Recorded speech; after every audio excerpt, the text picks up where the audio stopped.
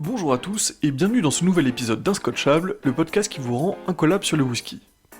Ici c'est Baudouin et aujourd'hui on va parler de techniques de fabrication du whisky en se concentrant sur la première étape de cette fabrication.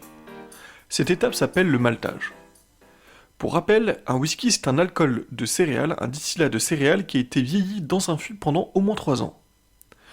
On va donc partir d'une graine de céréales qui est composée de l'embryon de la plante et d'une réserve d'énergie présente sous la forme d'une masse d'amidon. On va venir casser la poche qui entoure l'amidon et activer une enzyme, c'est une paire de ciseaux moléculaires qui est déjà présente dans la graine. Cette enzyme, la maltase, va venir découper l'amidon en sucre fermentescible.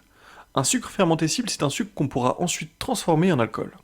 Le timing est très important dans cette étape parce qu'il faut aller assez loin dans le processus pour s'assurer que tous les sucres sont bien transformés, et à l'inverse, on veut éviter d'aller trop loin pour éviter que la plante ne commence à consommer les sucres que nous avons ainsi rendus disponibles.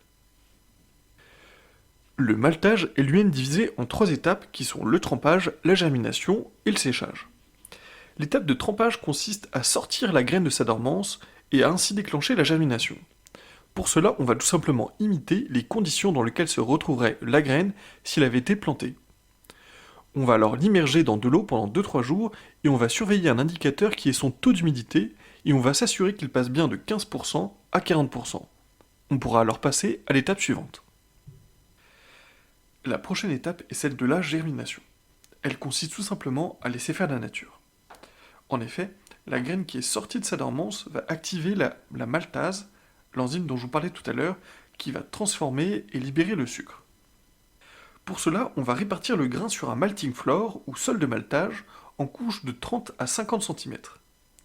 Il faudra alors que nous retournions de manière très régulière ce grain, c'est-à-dire 2 à 3 fois par jour. On a 2 bonnes raisons de le faire. Tout d'abord parce que l'activité enzymatique va libérer la chaleur, et on sait très bien que chaleur plus humidité, ça ne fait jamais bon ménage.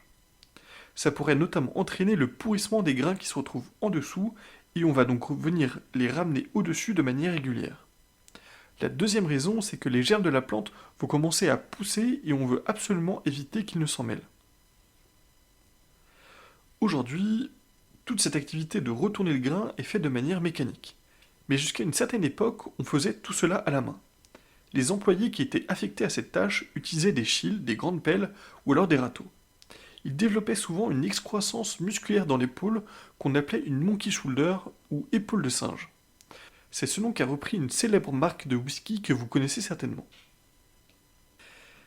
Cette étape dure 8 à 12 jours. L'indicateur qu'on va observer cette fois-ci, c'est la longueur des germes et on va les surveiller jusqu'à ce qu'ils atteignent 2 à 3 cm.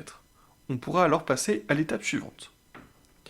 Une autre technique pour l'étape de la germination consiste à mélanger les céréales avec une maltase industrielle.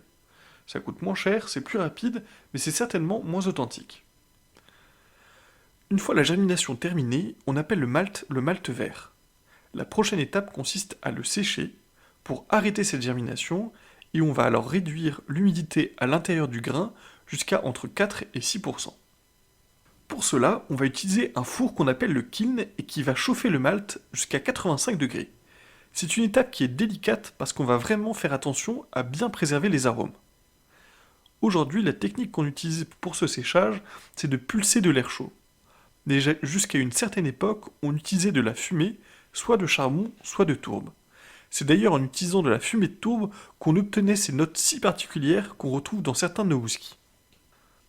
Une fois que le malt est bien sec, on va le débarrasser de ses impuretés et de ses germes, et on va ensuite le passer dans un moulin qu'on appelle le malt mill pour être broyé. On va alors garder 70% du mou obtenu, qui est une farine grossière et qu'on appelle le grist, et c'est ce grist qu'on utilisera pour les prochaines étapes de fabrication du whisky. Alors vous me direz, cette étape est quand même rarement mise en avant par les fabricants de whisky, et pourtant le maltage a bien un impact sur le goût du produit fini.